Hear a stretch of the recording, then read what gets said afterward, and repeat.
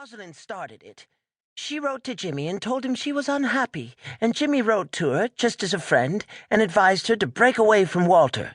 He said Walter had only married her for her money, and that marriage was just like a financial investment. Your first loss was your best loss. You see, she went on with a nervous laugh, Jimmy's in the brokerage business and handled Rosalind's investments for her before her marriage, so she'd understand what he meant by that sort of talk. He didn't handle her investments after marriage?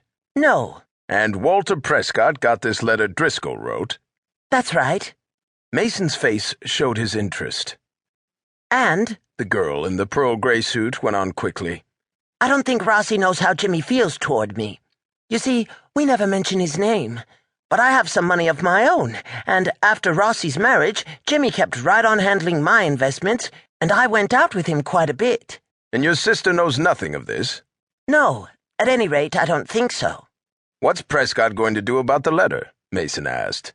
He's going to sue Rossi for divorce, claiming that she's kept up her old affair with Jimmy, and he's going to sue Jimmy for alienation of affections because he put in the letter about Walter's marrying her for her money and told her she'd better leave him. Mason shook his head. I don't handle divorce cases. Oh, but you must handle this. I haven't told you everything yet. Mason glanced quizzically across at Della Street, smiled, and said, Well, then, suppose you tell me everything. Walter got about $12,000 from Rossi. He said he was going to invest it in his business, and she'd get better than 10% on her money, and the investment would increase in value. Now he swears he never received a cent from her. Can she prove that he did? I'm afraid not. You know how it is with things like that. A woman certainly wouldn't ask her husband to give her a receipt. Rosalind had some bonds, and she gave them to Walter and told him to sell them and put the money in the business. Walter admits he sold some securities for her, but he claims the money was turned over to her. And George Ray, that's Walter's partner, Prescott and Ray in the Doran Building, insurance adjusters, says it's absurd to think that Walter put any such amount of money in the business. He says they've been taking money out of the business instead of putting it in. So you see what's happening? Walter's got that money and he's trying now to put Rossi in the wrong so he can get away with it. Yes, Mason told her. I think you'd better see some good lawyer who specializes in domestic relations and— No, we want you. You see, well, something happened this morning. Mason smiled at her and said, Now listen, young lady. I'm not interested in divorce cases. I like trial work. I specialize in murder cases. I like mysteries. I sympathize with your sister, but I'm not interested in her case. There are hundreds of competent attorneys in the city who will be glad to represent her. The woman's lips trembled. I wish you'd at least hear what I have to say, she said, blinking back tears.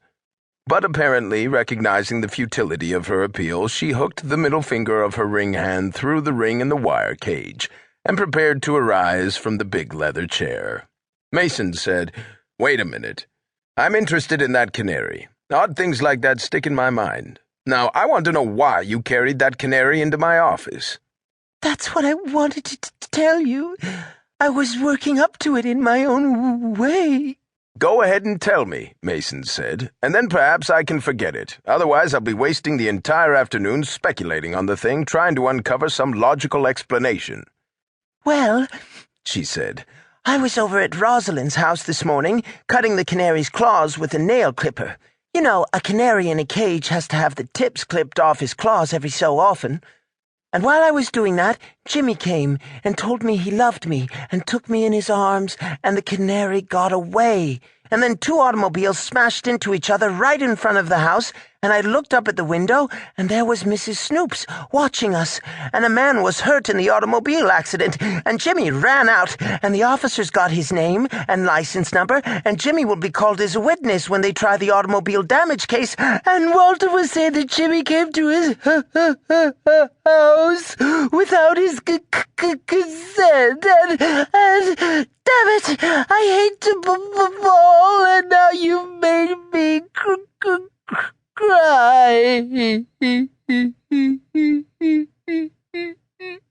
She snapped open her purse, fished out a square of scented lace, and jabbed furiously at the tears which oozed from her eyes.